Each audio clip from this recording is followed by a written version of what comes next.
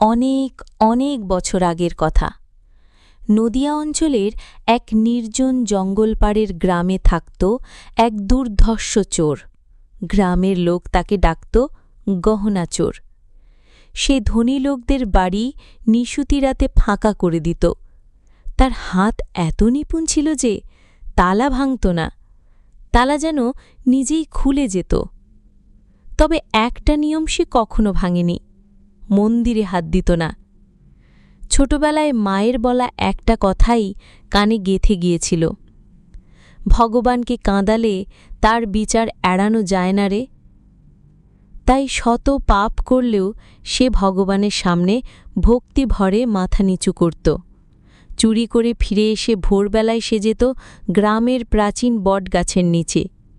সেখানে বসে চোখ বন্ধ করে বলতো, ঠাকুর, আমি খারাপ, পাপী, তবু তোমার কাছে মাথা নত করি। শুধু এটাই চাও, মা যেন জানতে না পারে আমি কি করি।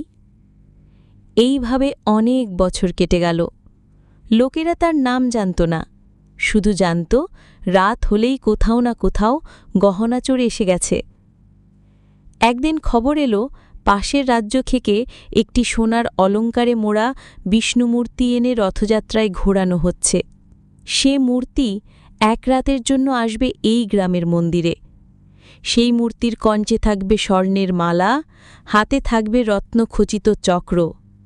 লোকেরা বলাবলি করল, যে এই ঠাকুরের অলঙ্কার চুরি করবে সে নরকেও জায়গা পাবে না। এই কথা শুনে গহনাচোরের মনে কৌতূহল জাগে। সে ভাবল, এই ভগবানটা তাহলে এমন কি, যার অলঙ্কারও কেউ ছুঁটে সাহস করে না? রাত হল, গোটা গ্রাম ঘুমিয়ে পড়েছে। গহনাচোর চুপি চুপি মন্দিরে ঢুকল, নিঃশব্দে, নিষ্পন্দ হয়ে। ভেতরে ঢুকেই তার পা থমকে গেল। আলো ছিল না, তবু ভেতরে যেন এক অদ্ভুত জ্যোতি ছড়িয়েছিল। সিংহাসনের সামনে দাঁড়িয়ে এক যুবক, শ্যামবর্ণ, দীপ্তিময় চোখ, মাথায় ময়ূরপঙ্খী মুকুট, বুক জুড়ে ঝকমকে স্বর্ণমালা। চোর বিস্ময়ে দাঁড়িয়ে থাকে, কিছু বলতে পারে না। তখন সেই যুবক, বিষ্ণুরূপে ভগবান, মৃদু হেসে বললেন, চুরি করতে এসেছিস তো? নে, এই নে আমার গলার স্বর্ণমালাটি। তবে মনে রাখিস, আমার জিনিস চুরি করলে আমাকেও সঙ্গে পেতে হবে জন্মে জন্মে।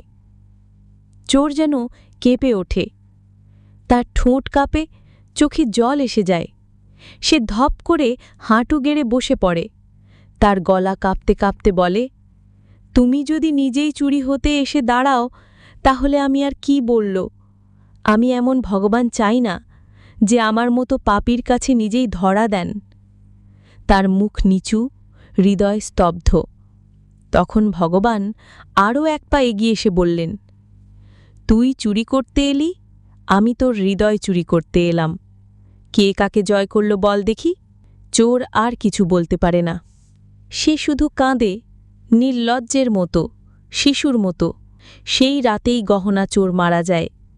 পুরনো পরিচয়, পুরনো অভ্যাস, পুরনো পাপ সবই ফেলে নতুন এক জন্ম নিয়ে সে শুরু করে সেবার জীবন। যে হাত একদিন গহনা চুরি করত, সেই হাতেই এখন সে মন্দির ঝাড়ু দেয়। যে চোখে লোভ ছিল, সে চোখে এখনো শুধু বিষ্ণুর ছাওয়া। গ্রামের লোকেরা আর কোনো চোরের গল্প শোনে না, শুধু শোনে এক চোর ভগবানের প্রেমে পড়ে নিজেকেই চুরি করে ফেলেছে। এই গল্প আমাদের শেখায়, ভগবান শুধু শাস্তিদাতা নন, তিনি হৃদয় জয় করতে জানেন। তিনি জানেন পাপের হৃদয়েও প্রেম জন্মাতে পারে। তাই তিনি নিজেই চুরি হয়ে যান, যাতে সেই হৃদয় শুদ্ধ হয়ে যায় চিরদিনের জন্য।